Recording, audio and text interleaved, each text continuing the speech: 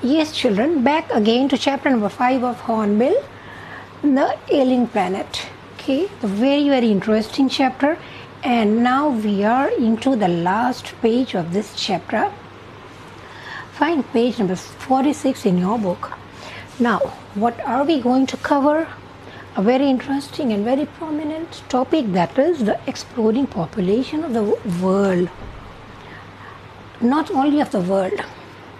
This is written by Nani Palkhiwala.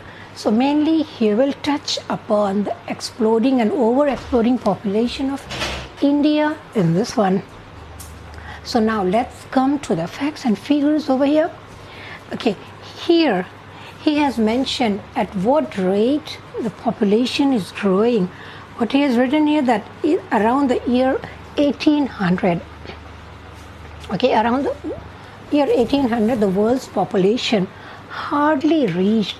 Then it reached to its first billion, and in India, okay, the figure of India tells it was around 200 million, and this 200 million included Pakistanis and Bangladeshi, which are different countries now.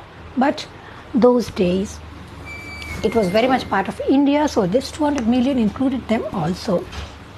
Now let's come to 1 century after that. Not 1 year, not 2 years, not 1 decade, but 1 century. After that, another 1 billion was added. So it was around 2 billion for the whole world. And for India, hardly 38 million more added. So from 200 it became 238. Now almost a century after that, that is 1994, when this article was written by Mr. Palkhiwala. Okay, just see the drastic change, children. From 2 billion, it became 5.7 billion. And let's come to our lovely country, India. 238 rose to 942 million. How many times more? Almost 4 folds. Okay.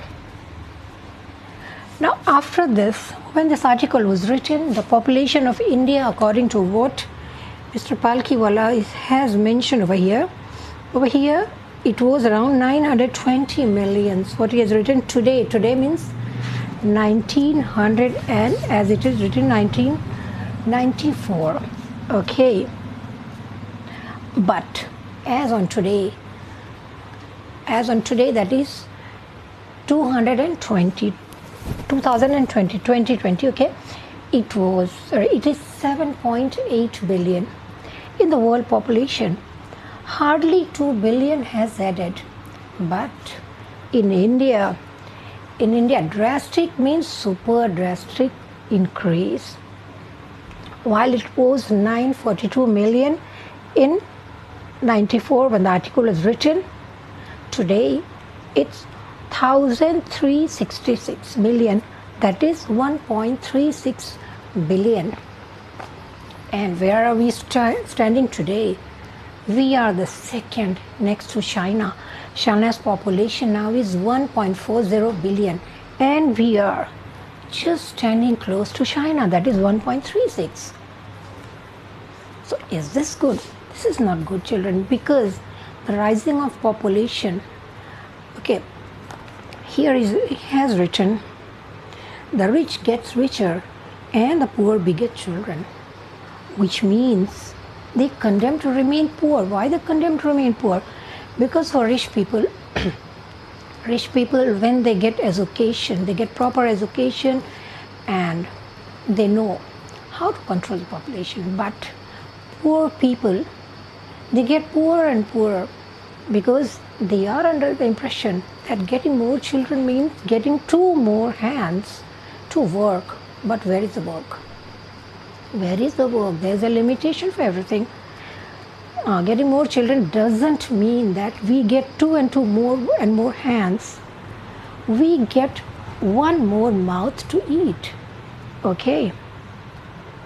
So the consumption, there should be an increase in consumption, but the resources are limited, and the income for the poor people are limited also.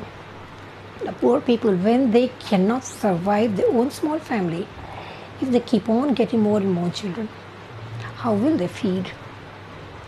Either they will die or they will go towards doing some bad things to get money. So what he has written there, that what is the best contraceptive means what is the best way to control the fertility, what is the best way to stop the growth of population. We cannot force them into sterilization, into forced sterilization. Okay, he has written word for that. Okay, we cannot force them into that. That is not the answer. The answer is the development. Development under the limit of knowing our limited resource, where we have to share that resource with other species also, where we have to sustain that resource for our future generation also. So that should be the development. So if fertility remains in a limited area, okay, if there is a limitation of population, we will get education, they will get quality education, and with education they will know how to handle all the things, how to take care of the world. Okay, not to be just like a mass population in the world. So he has written here that human beings should not be treated like a cattle with force and compulsory sterilization, but there should be an alternative to that. Okay, alternative to that means they should be made aware. They should be made aware of the fact that why the population should be within a limit, and they should know that they have to choose they have to choose between the control of population and the perpetuation of poverty. Means if they keep on growing at this speed,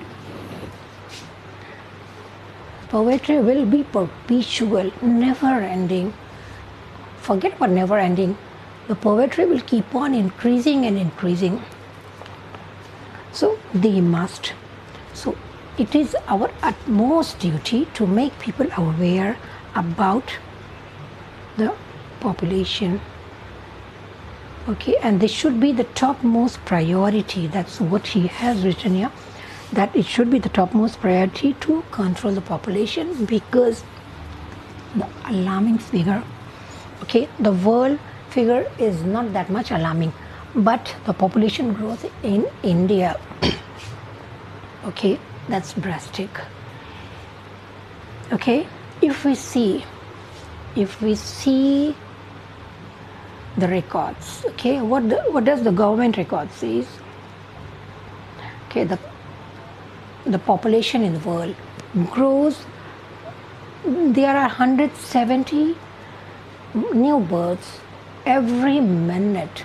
Children, mind my word, not every hour, not every day, every minute in the world. But what is the share of our country, India in that? 51 newborn children every minute, and that's too high a figure. Okay, out of 170 in the world, our share is 51. Okay, and that's not a beautiful share. If we have to share in something in the world for the universe, we should share.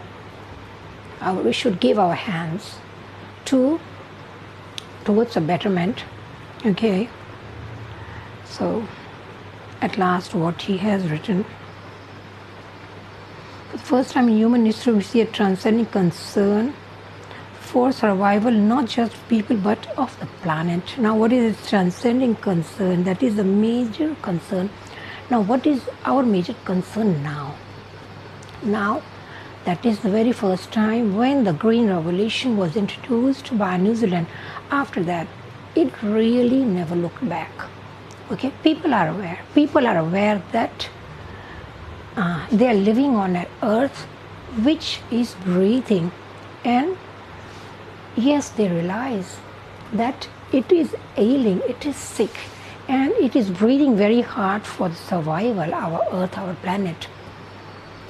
So people, they realize that they're sharing the earth, the planet, with other many million species, and they have to share it with them so even they can survive. They know that. Fine. Because it says that the environment problem does not necessarily signal our demise, but it is a passport for our future. Why? Okay, what is the aim of the passport? It allows us to travel abroad. So why a good environment is our passport for the future? Because okay, if our environment is good, if our environment is healthy, it get good breathing, then it will give a good future to our future generation. They will have a future in the environment. Okay, they will enjoy the environment, the natural resources in the same way we are enjoying it now. So the healthy environment is a passport for the future in that sense. Okay, so it's holistic view and ecological view, seeing the world as an integrated whole rather than dissociated collection of parts. Okay, find me means we should take the world as a whole, not as a part. Fine.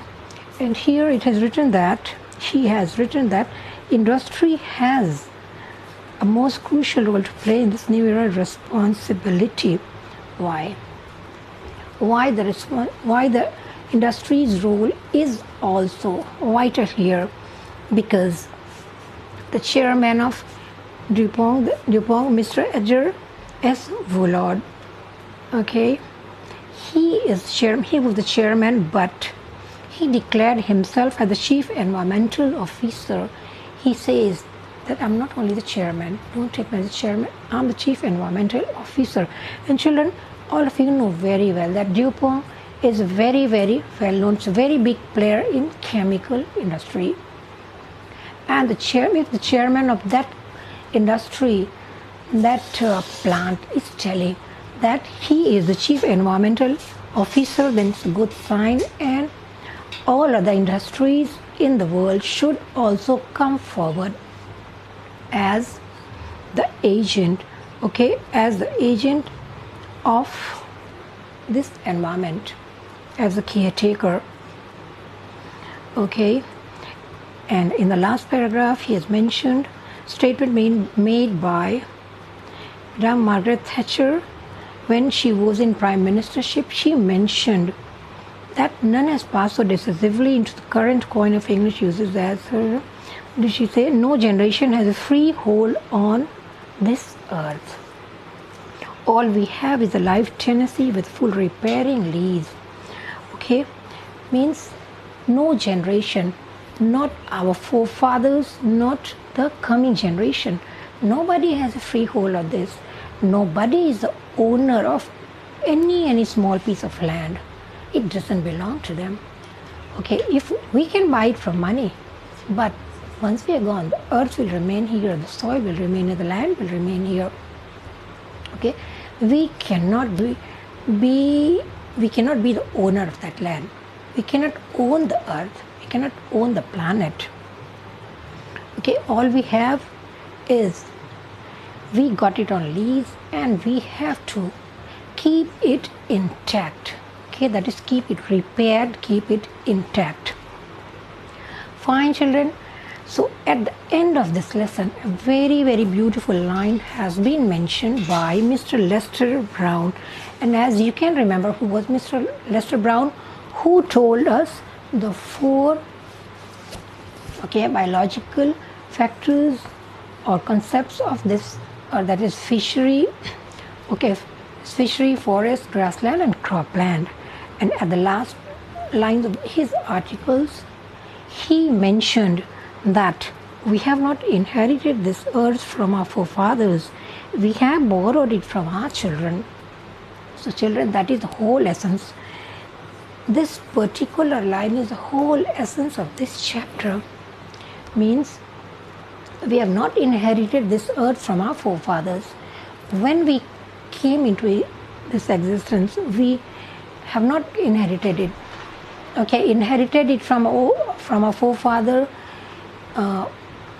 Here what he means to say that if we inherit something, okay, we can use it, or rather we use it as we like. Okay, sometimes we can finish it because this is what my forefather gave me. This is my thing. I use it as I please. But this earth is not given by my forefather. I cannot use it that way. It is something which we have borrowed from our children, and if we borrow something, we have to use it in a way that we have to return the same thing in the same way, intact, from the person we have borrowed. So we have borrowed it from our children, from the generations which are yet to come. So means we have to take care of this earth, we have to take care of the natural resources, so we can hand over it to them in the same way, in the same healthy way, and we have to give the same healthy environment and the same green and beautiful planet to our children, to the next generation, for the decades and for the centuries to come. Okay, so this is the end of the chapter, children. Again I stress and I ask you to give it a read, so you will understand your responsibility towards this planet. Okay, thank you very much for listening to me. Have a good day, children.